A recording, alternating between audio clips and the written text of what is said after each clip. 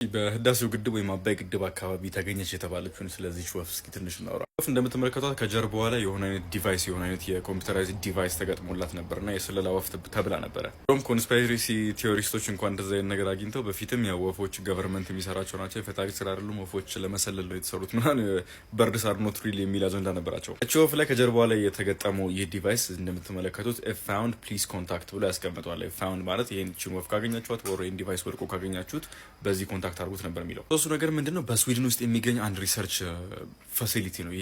የሪሰርች የሚያደርገው ምንድነው? ወፎችን ነው። የወፎች ጥናት በርድ ሪሰርች።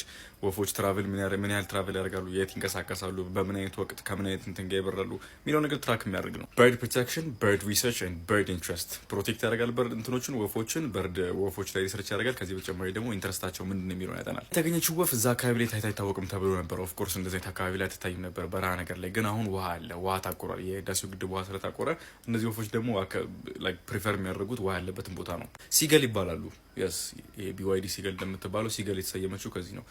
በእንትን አካባቢ በባህር ዳርቻ አካባቢ የሚቀመጡ በጣም ድምጻቸው የሚረብሽ አሳ የሚበሉ ወፎች ናቸው። እቺ ወፍ ይሄ ኢንተሮጌሽን ካልተደረገባት ወይም ደግሞ ማፋጠጥ የመስቀለኛ ጥያቄ ጠይቀውባት አዎ የሰለልኩ ብላ ካላመነች በስተቀር ያው እንግዲህ ላይ ያየነው ነገር ትራክ የምትደረግበት ነው።